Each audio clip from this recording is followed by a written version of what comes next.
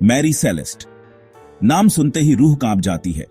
ये जहाज अपने आप में एक रहस्य है, एक ऐसा रहस्य जो आज भी अनसुलझा है। ये कोई मामूली जहाज नहीं था।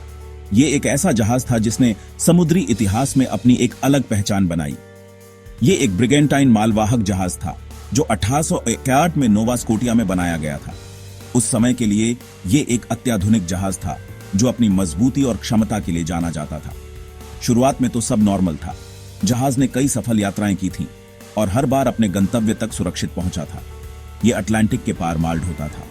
हर यात्रा के साथ ये जहाज और उसका क्रू नए अनुभव और कहानियां लेकर लौटते थे। लेकिन किस्मत को कुछ और ही मंजूर था मैरी सेलेस्ट के लिए। एक ऐसा मोड़ जो इस जहाज को हमेशा के लिए रहस्यमय बना देगा। ऐसा प्लान जिसने इसका नाम समुद्री रहस्य में हमेशा के लिए दर्ज कर दिया। एक ऐसा रहस्य जो आज भी लोगों को सोचने पर मजबूर करता है। नवंबर 1877 में मैरी सेलेस्ट न्यूयॉर्क से जेनोआ के लिए एक रूटीन वॉयज पे निकला। ये यात्रा भी बाकी यात्राओं की तरह सामान्य लग रही थी। कप्तान बेंजामिन ब्रिग्स, एक अनुभवी नाविक, कमान संभाल रहे थे। ब्रिग्स का अनुभव और उनकी नेतृत्व क्षमता पर किसी को कोई शक नहीं था। वो अपनी पत्नी और छोटी बेटी को भी साथ लाए थे। उनके साथ होने से यात्रा और भी खास बन गई थी। 7 अनुभवी क्रू मेंबर्स ने जहाज के कॉम्प्लीमेंट को पूरा किया। ये सभी नाविक अपने काम में माहिर थे और उन्होंने कई बार समुद्र की चुनौतियों का सामना किया था। उन्हें क्या पता था, वो एक ऐसे रहस्य में जा रहे हैं जो सदियों तक दुनिया को हैरान करता रहेगा। एक ऐसा रहस्य जो उनके जीवन को हमेशा के लिए बदल देगा। कार्गो टिपिकल था 1708 बैरल कमर्शियल अल्कोहल। ये माल जेनोआ में डिलीवर किया जाना था। कुछ भी एमिस नहीं लग रहा था। क्रू एक्सपीरियंस्ड सीमैन थे। मौसम अच्छा था। सब कुछ सामान्य और सुरक्षित लग रहा था। मैरी सेलेस्ट खुले समुद्र की ओर बढ़ा, अपने साथ उन लोगों की उम्मीदें और सपने लेकर। हर कोई इस यात्रा को सफल बनाने के लिए प्रतिबद्ध था और एक ऐसा राज जो हमेशा के लिए रहस्य में छुपा रहेगा। मैरी सेलेस्ट का यह सफर एक अनसुलझी पहेली बनकर रह गया। जहाज के लॉगबुक में आखिरी एंट्री 25 नवंबर 1877 की थी। इसके बाद से कोई भी एंट्री नहीं मिली।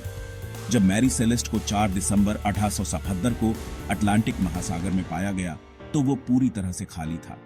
क्रू का कोई अता पता नहीं था। लाइफ बोट गायब थी, लेकिन जहाज पर कोई संघर्ष के निशान नहीं थे। ऐसा लग रहा था जैसे क्रू अचानक गायब हो गया हो। कार्गो पूरी तरह से सुरक्षित था। 1701 बैरल कमर्शियल अल्कोहल में से एक भी गायब नहीं था। जहाज के गैली में खाना भी अनटच्ड था।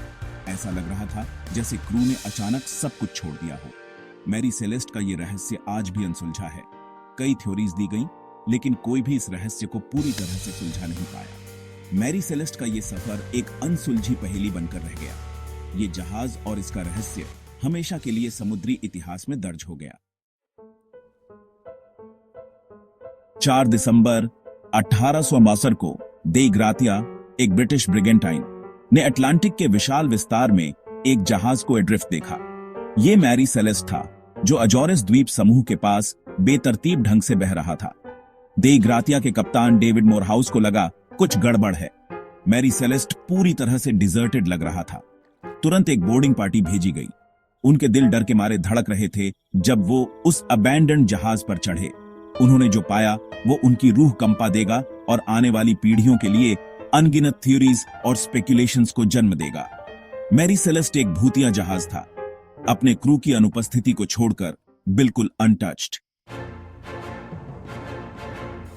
जहाज की लॉगबुक पहला क्लू थी। यह लॉगबुक एक पुरानी, धूल से भरी किताब थी जिसमें जहाज के हर दिन की घटनाओं का विवरण था। यह एकमात्र दस्तावेज था जो हमें इस रहस्यमयी घटना के बारे में कुछ बता सकता था। आखिरी एंट्री 10 दिन पहले की थी। उस एंट्री में मौसम का विवरण था जो सामान्य था। कोई भी असामान्य घटना का जिक्र नहीं था। यह अजीब था क्योंकि जहाज के गायब होने का कोई संकेत नहीं था। इसने मैरी सेलेस्ट को उसके वर्तमान स्थान से बहुत दूर एक पोजीशन में रखा। यह पोजीशन अटलांटिक महासागर के बीच में थी, जहां से कोई भी मदद आसानी से नहीं पहुंच सकती थी। क्रू कहां था? क्या वे किसी आपात स्थिति का सामना कर रहे थे? क्या उन्होंने जहाज छोड़ दिया था? अगर हां, तो क्यों? लाइफ बोट के गायब होने का मतलब था कि क्रू ने जहाज छोड़ने का फैसला किया था, लेकिन ऐसा करने का कारण क्या हो सकता था? क्या वे किसी खतरे से बचने की कोशिश कर रहे थे?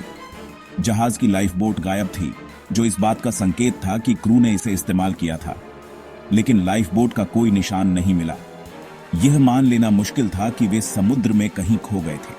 लेकिन बाकी मैरी सेलेस्ट अजीब तरह से अनडिस्टर्ब्ड था। जहाज का डेक साफ सुथरा था, जैसे कि किसी ने उसे हाल ही में छोड़ा हो। कोई भी चीज अपनी जगह से हिली नहीं थी। क्रू का सामान अभी भी उनके क्वार्टर्स में था। उनके कपड़े, व्यक्तिगत वस्त्र और यहां तक कि उनके जूते भी वहीं थे। ऐसा लग रहा था जैसे वे अचानक से गायब हो गए हों। खाना और सप्लाईज भरपूर थे। कार्गो इंटैक्ट था।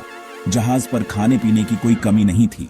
यह और भी रहस्यमयी था, क्योंकि अगर क्रू को किसी आपात स्थिति का सामना करना पड़ा होता तो वे कम से कम कुछ सप्लाईज तो साथ ले जाते। संघर्ष का कोई निशान नहीं था या क्रू के जहाज छोड़ने का कोई ऑब्वियस कारण नहीं था। ऐसा लग रहा था जैसे वे बिना किसी संघर्ष के गायब हो गए हों। यह एक गहरी पहेली थी। ऐसा लग रहा था जैसे वो हवा में गायब हो गए हों। जहाज पर कोई संकेत नहीं था कि वे कहां गए। यह एक भूतिया दृश्य था, जैसे कि समय ने अचानक से रुककर उन्हें निगल लिया हो। रहस्य हर पल गहराता गया, क्योंकि बोर्डिंग पार्टी ने जहाज को बोव से स्टर्न तक खंगाला। उन्होंने हर कोने की जांच की, लेकिन कुछ भी असामान्य नहीं मिला। यह एक ऐसा रहस्य था जो हर गुजरते पल के साथ और भी उलझता जा रहा था। लेकिन गायब क्रू इलूसिव रहा। कोई भी सुराग नहीं मिला कि वे कहां गए। यह एक ऐसा रहस्य था जो शायद कभी सुलझ नहीं पाएगा। मैरी सेलेस्ट का यह रहस्य आज भी अनसुलझा है, और यह हमें सोचने पर मजबूर करता है कि उस दिन वास्तव में क्या हुआ था। इस एनिग्मा में जहाज की हालत ने और भी इजाफा किया। मैरी सेलेस्ट का यह दृश्य किसी भूतिया कहानी से कम नहीं था। जहाज की हालत देखकर ऐसा लगता था जैसे यह किसी रहस्यमयी घटना का शिकार हुआ हो। मैरी सेलेस्ट सीवर्दी तो था, पर कुछ डिटेल्स एमिस थे। जहाज की बाहरी संरचना लगभग सही थी, लेकिन कुछ छोटे मोटे नुकसान साफ दिखाई दे रहे थे। ऐसा लगता था जैसे किसी ने इसे जल्दबाजी में छोड़ दिया हो। कुछ नेविगेशनल इंस्ट्रूमेंट्स गायब थे। नेविगेशन रूम में उपकरणों की कमी ने इस रहस्य को और गहरा कर दिया। ऐसा लगता था जैसे किसी ने जानबूझकर इन्हें हटा दिया हो, या फिर किसी आपातकालीन स्थिति में इन्हें ले जाया गया हो। हैच खुले थे और एक रस्सी साइड में लटकी हुई थी। यह दृश्य किसी आपातकालीन निकासी का संकेत देता था।